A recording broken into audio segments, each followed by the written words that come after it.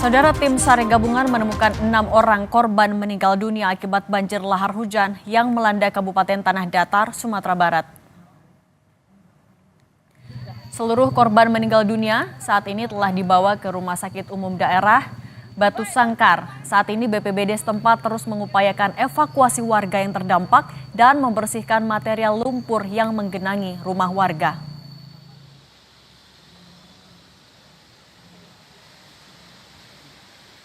Selain menerjang 2 kabupaten di Sumbar, banjir lahar hujan juga menyebabkan jalur jalan nasional yang menghubungkan Kota Padang dan Bukit Tinggi terputus total.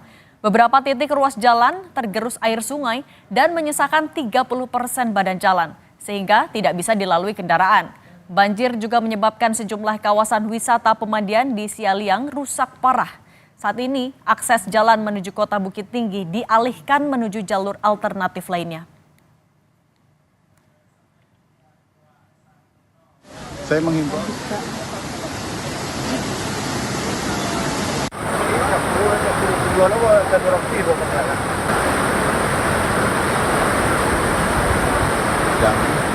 dari arah Padang Pariaman menuju ke Bukit Tinggi, saya pastikan jalan di Lembah Anai terputus. Saya harapkan masyarakat tidak perlu lagi melintasi Padang Pariaman, lebih baik putar ataupun tidak melewati jalur tersebut karena dipastikan tidak akan melintas. Ini mengenai banjir lahar hujan di Sumatera Barat sudah bergabung bersama kami Kabid Rehabilitasi dan Rekonstruksi BPBD Sumbar, Bapak Ilham Wahab. Pak Ilham, selamat petang. Pak Ilham, boleh diupdate Pak, per sore ini artinya ada berapa korban yang sudah ditemukan Pak? Baik Mbak, jadi sampai hari ini data terakhir yang kami terima untuk korban meninggal sudah mencapai angka di 34 orang. 34 orang dengan sebaran 16 korban ditemukan 16 korban di Kabupaten Agam, kemudian 18 korban meninggal di Kabupaten Tanah Datar. Demikian, Mbak. Oke. Pak, tapi kalau sejauh ini yang paling terdampak parah ada di wilayah mana aja, Pak? Hampir sama. Jadi yang paling terdampak itu Agam dan Tanah Datar. Sementara untuk fasilitas umum, terutama jalan nasional itu banyaknya melintas di Tanah Datar karena akses jalan menuju Padang menuju Bukit Tinggi itu lumpuh total karena digerus. Kalau untuk korban hilang, Pak, masih adakah yang dicari? Masih sampai saat ini tim gabungan TNI Polri, Basarnas dan juga BPBD dibantu masyarakat masih melakukan pencarian. Diperkirakan masih ada sekitar 16 lagi korban yang meninggal, yang hilang, korban yang hilang. Oke, untuk pencarian korban hilangnya gimana, Pak? Kalau sekarang tim gabungan melakukan upaya diperkirakan titik-titik hilangnya korban. Karena memang korban ini banyak yang hanyut, tentu pencarian difokuskan di aliran sungai. Kemudian untuk korban yang longsor kayaknya ini masih dalam pendalaman apakah ada korban yang kena longsor atau tidak. Oke, Pak Ilham menegaskan lagi ya Pak, kalau untuk korban meninggal dunia paling banyak di Tanah Datar, betul ya Pak tadi? Ya, untuk data sementara yang kami terima di Tanah Datar itu ada 18 korban meninggal, kemudian 16 korban meninggal di Kabupaten Agam. Oke, kalau untuk yang korban luka, mereka dirawat di mana Pak? Sampai tadi sebagian ada yang dirawat di Rumah Sakit Ahmad Muhtar, ada tadi 18 orang yang dirawat di Ahmad Muhtar. Juga ada di Rumah Sakit Umum Daerah di Tanah Datar dan di Parangpanjang. Artinya total kalau untuk kepala keluarga ataupun juga rumah yang terdampak ada berapa Pak pendataan BPBD sekarang? Kalau untuk data rumah dan data pengungsian kita belum dapat data update-nya karena kita masih fokus pada pencarian dan penyelamatan. Sementara untuk rumah terdampak dan fasilitas yang rusak ini masih dalam pendataan. Hmm, Oke, Pak, kan yang juga bawaan dari banjir lahar ini kan juga ada endapan lumpur. Apakah itu yang juga jadi kendala, Pak? Baik itu untuk evakuasi maupun juga untuk pembersihan jalan yang terputus? Untuk kendala jelas ini karena banyak akses jalan yang terputus, kemudian ada material juga di samping lumpur juga ada kayu juga yang terbawa. Tentu ini juga memberikan kesulitan tersendiri dalam upaya pencarian dan pertolongan terhadap korban terdampak. Hmm. Kalau untuk jalan yang terputus itu apakah juga menghambat nantinya untuk pemberian bantuan logistik juga, Pak, untuk korban di daerah-daerah yang terisolir itu? Eh, Faktor penambah jelas, tapi kita akan upayakan semua bantuan, semua korban terdampak ini bisa dijangkau oleh bantuan. Oke. Kita sudah pemerintah Provinsi Sumatera Barat hari ini juga Pak Gubernur bersama dengan stakeholder terkait dan Kepala Pelaksana BPBD sedang melakukan kunjungan ke lokasi terdampak guna mengambil langkah-langkah yang harus segera diambil untuk membantu meringankan penderitaan korban terdampak ini. Oke, artinya di tiap titik bencana sudah ada posko yang didirikan ya, Pak?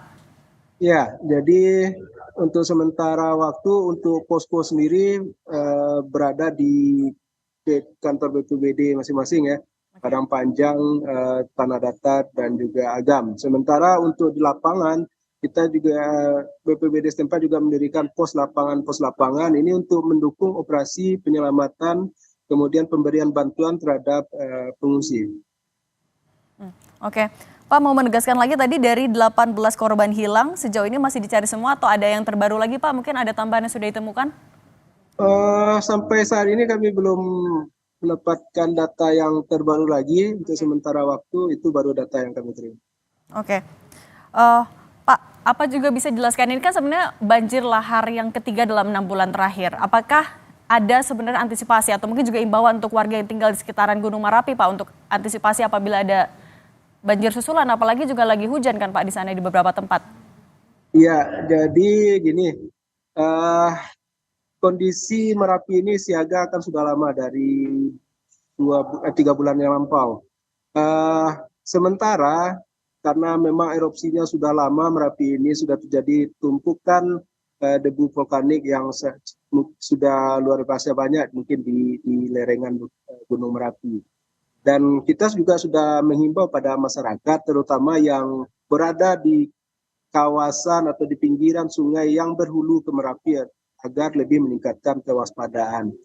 Karena memang tapi wilayah-wilayah yang kena sekarang sebenarnya adalah wilayah yang jauh dari Merapi tapi sungai-sungainya berhulu ke Merapi. Oke, Pak, kalau untuk sore ini cuacanya seperti apa? Memungkinkan nggak, Pak, untuk dilakukan evakuasi pencarian korban lagi? Kita sore ini masih dilakukan pencarian korban, walaupun cuaca sudah mulai sedikit bersahabat ya. Untuk hujan sudah mulai apa? Kalau ada pun sudah hanya rintik-rintik. Oke, akan sampai jam berapa, Pak, perkiraan untuk proses evakuasi, Pak? Sampai malam nanti? Untuk evakuasi ini kita kan tidak biasanya standar kita tidak melakukan evakuasi di malam hari. Ini hanya kalau masih terang dilakukan evakuasi, kalau sudah gelap ini dihentikan untuk sementara waktu. Hmm. Yang jadi kendala sejauh ini apa, Pak? Dalam evakuasi, Ya. karena ini kan baru hari pertama, tentu pertama itu kendalanya kita belum mendapatkan data yang update di mana sebaran korban, kemudian berapa jumlah pasti korban itu, karena memang informasinya masih simpang siur di masyarakat. Kemudian tim gabungan itu proses juga sampai ke titik-titik yang diperkirakan ada korban tertimbun atau hilang. Oke. Kalau untuk alat berat udah bisa diturunkan juga, Pak? Kalau untuk alat berat juga saya dapat update pastinya ya untuk alat berat, karena kemungkinan untuk di lokasi yang jalannya terputus tentu alat berat fokus untuk membuka jalan dulu. Karena dibutuhkan akses jalan juga untuk memasukkan alat berat ke sana. Oke. Untuk saat ini fokus penanganan dan juga pencarian korban di mana Pak yang paling diprioritaskan? Prioritas terutama di perkiraan-perkiraan sekarang ada beberapa kecamatan ya yang diperkirakan ada korban yang hilang, ada di Lambuang Buki dan di mana lagi, saya kurang, karena datanya belum bisa saya buka nih.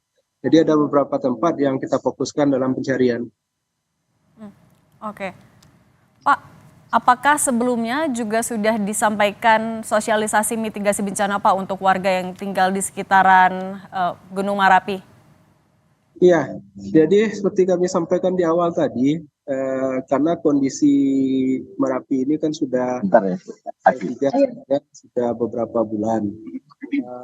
Kemudian di Kabupaten Agam, Kabupaten Tanah Datar sudah menetapkan status siaga darurat Merapi. Artinya dengan penetapan status ini tentu Pak Ilham, suaranya hilang Pak. Pak Ilham? Oke. Oke. Oke. Pak Ilham, tidak terdengar suaranya Pak, mungkin bisa diperbaiki lagi Pak Ilham? ya. Oke. Silakan lanjutkan Pak tadi. Iya, jadi status Merapi ini kan sudah beberapa bulan ini siaga darurat Merapi karena dia sudah di level 3. Kemudian pemerintah Kabupaten Tanah Datar dan Agam itu sudah menetapkan status siaga darurat Merapi. Artinya dengan penetapan status ini tentu upaya-upaya untuk mensosialisasikan kepada masyarakat agar menjauh dari puncak kawah bagi yang bermukim di radius 4,5 km, kemudian bagi masyarakat yang beraktivitas di sungai-sungai yang berhulu atau dekat sungai yang berhulu di Merapi, tentu harus lebih meningkatkan kewaspadaannya. Oke, baik. Terima kasih banyak Kabid Rehabilitasi dan Rekonstruksi BPBD Sumatera Barat, Bapak Ilham Wahabi. Terima kasih banyak Pak, sehat selalu.